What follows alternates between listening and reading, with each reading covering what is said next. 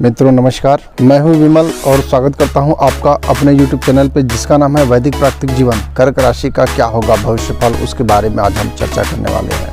इस नभ मंडल में जो चतुर्थ राशि है उस राशि को कर्क राशि कहा जाता है। यदि हम उसकी आकृति देखना चाहें तो वह केकड़े के समान दिखाई देती है।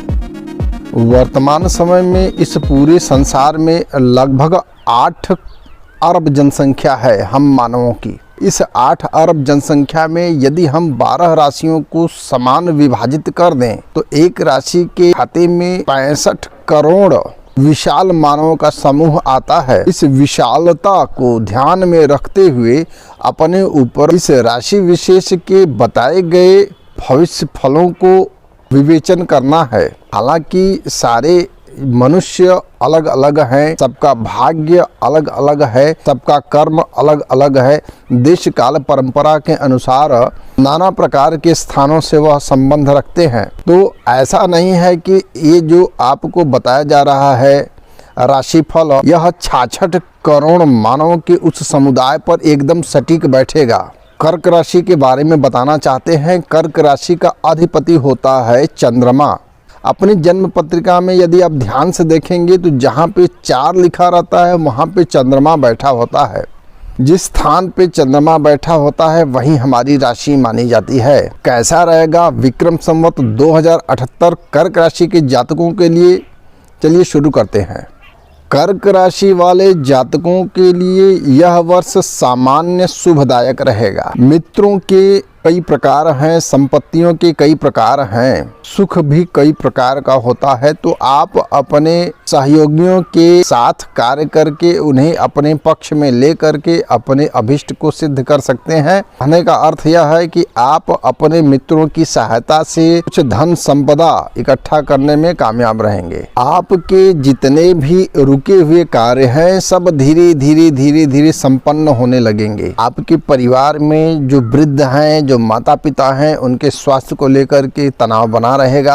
आप पिछले कई महीनों से भूमि, वाहन, जमीन, जायदाद, प्रॉपर्टीज वगैरह को लेने के चक्कर में है या फिर बेचने के चक्कर में है, तो आपका वह मनोनुकूल समय आ रहा है और इस क्रय विक्रय से आपको लाभ होने वाला है। विशेष रूप से जो विद्यार्थी वर्ग है उसके लिए यह वर्ष बड़ा ही शुभदायक रहेगा। आपके परिवार में, आपके कुटुंब में कुछ मांगलिक कार्य होने वाले हैं। शारीरिक स्वास्थ्य की बात किया जाए तो जो आपका पेट का भाग है वहाँ से कुछ समस्या आ रही है।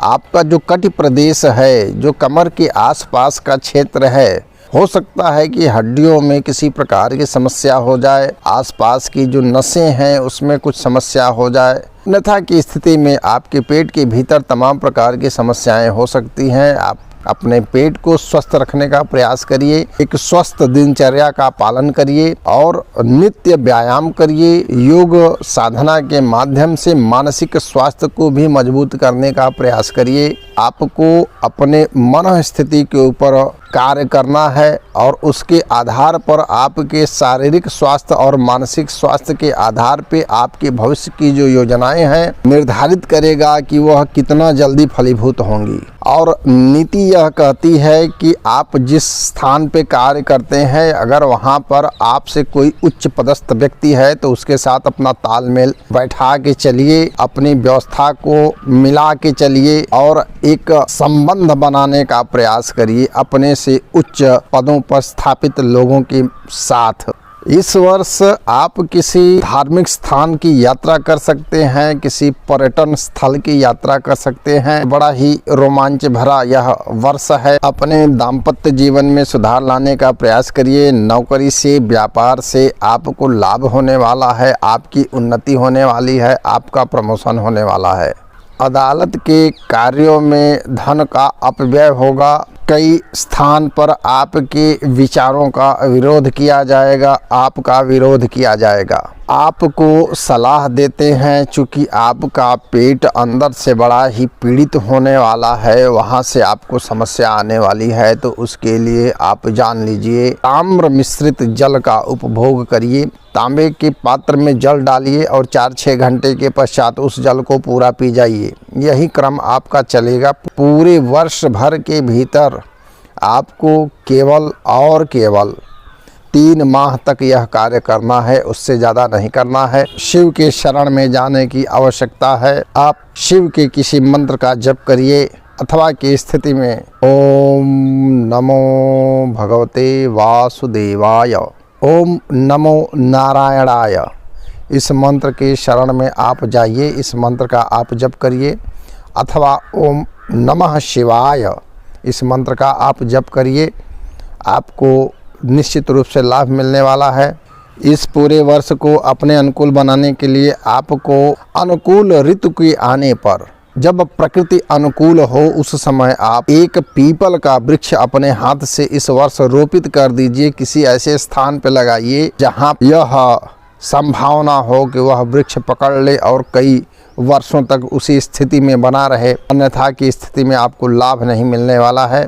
यदि आपको यह वीडियो अच्छा लगा और आप इस चैनल पे बने रहना चाहते हैं तो मेरे इस चैनल को सब्सक्राइब कर दीजिए, एक छोटा सा लाइक दे दीजिए और आपके जो इष्ट मित्र हैं उनके साथ इस अंक को शेयर करना न भूलिए। बहुत बहुत धन्यवाद।